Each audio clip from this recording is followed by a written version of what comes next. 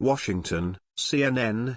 Breaking, Speaker Paul Ryan issued a statement Thursday night on demands from some GOP senators for a conference committee if the skinny bill passes the Senate. He said, "It is now obvious that the only path ahead is for the Senate to pass the narrow legislation that it is currently considering.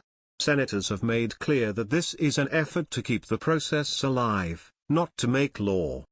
If moving forward requires a conference committee, that is something the House is willing to do." But he said, "We expect the Senate to act first on whatever the conference committee produces." The Republican Party's 7-year-long effort to repeal Obamacare fell into turmoil Thursday evening, when 4 key GOP senators demanded guarantees House will enter negotiations or they'll scuttle the bill. The strange drama, Republican senators imploring their own colleagues across the Capitol to vow that they would not pass the bill they are about to pass, unfolded as lawmakers prepared to kick off a long and exhausting open amendment process in the Senate known as vote-a-rama. It crystallized the remarkable dissatisfaction and deep reservations that Republican members feel just hours away from potentially voting to weaken the Affordable Care Act. "I'm not going to vote for a bill that is terrible policy and politics just to get something done," GOP Senator Lindsey Graham said at a press conference. Joined by Senators John McCain, Ron Johnson and Bill Cassidy, Graham said he has grown increasingly concerned that contrary to GOP leaders' assurances, the bill that the Senate passes would be immediately taken up by the House, rather than going to a House-Senate conference for further negotiations, and end up on President Donald Trump's desk. "The skinny bill as policy is a disaster. The skinny bill as a replacement for Obamacare is a fraud," Graham added. "The skinny bill is a vehicle for getting conference to find a replacement." Asked what assurance from House leaders would be satisfactory, the ever-quotable South Carolina senator said, "It's like pornography, you know it when you see it." McCain, who returned to Washington this week just days after having surgery for brain cancer, said, "We have to have an assurance that it will go to a normal conference. Right now that is not the case." As of Thursday afternoon, the text of the Republican bill that would scrap Obamacare's individual and employer mandates, known as the Skinny Repeal Bill, remained unseen by senators, but it was discussed during a closed-door lunch and an outline of it has been circulating among lawmakers and lobbyists. Multiple sources said the outline amounts to repealing the pillars of Obamacare, the mandates. The outline, according to 2 sources who have viewed it, proposes repealing the individual mandate, repealing the employer mandate for a minimum of 6 years, providing greater flexibility to the states through the 1332 waiver, and defunding Planned Parenthood, directing those funds to community health centers. The GOP's overwhelming strategy on Thursday: get a bill passed and get to a conference with the House.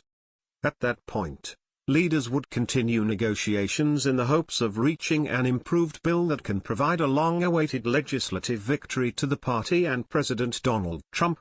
Many Republican senators simply do not view the skinny bill as good policy. Majority Whip John Cornyn insisted he had every expectation that the bill would get to a conference, and that Senate Majority Leader Mitch McConnell and House Speaker Paul Ryan have been in communication about it. But Ryan's office was not immediately able to give the guarantee GOP senators want. And there's no assurance Trump won't later call for the House to try a vote on the skinny bill.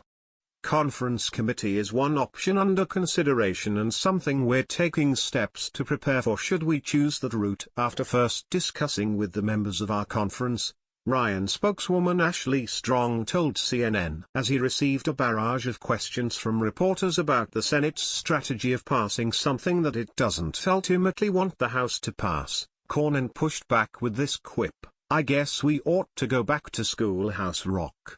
Representative Mark Meadows, leader of the House Freedom Caucus, the group of conservatives who can help pass or sink a healthcare bill in the House, says he doesn't like a skinny-only plan.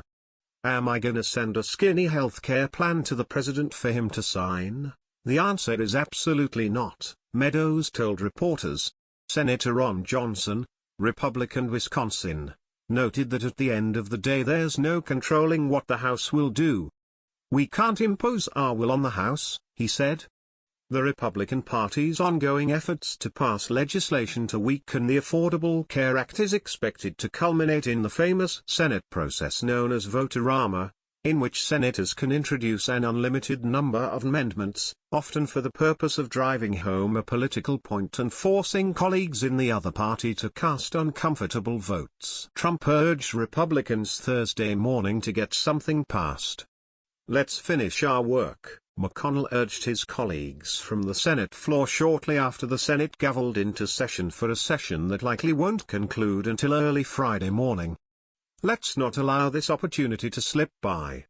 We've made important progress already, we can build on it now. The moment before us is one many of us have waited for and talked about for a very long time." Throughout the week, Democratic aides said they were fully prepared to flood the zone. "The ultimate goal will be to make this process so painful that voting no on the final proposal will be the only thing that provides relief for them," was one aide's blunt outlook. Senator Patty Murray, Democrat Washington, blasted the possibility of an early morning vote.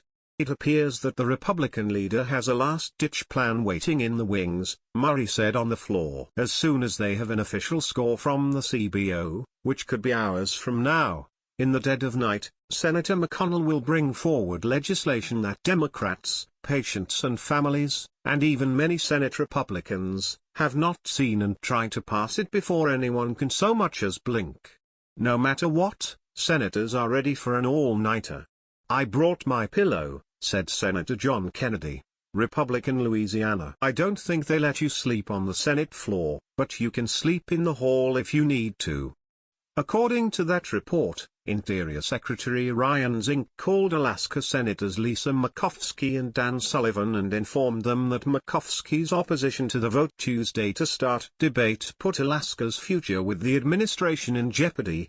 Murkowski chairs the panel that's jurisdiction includes oversight of the Interior Department, and Zink.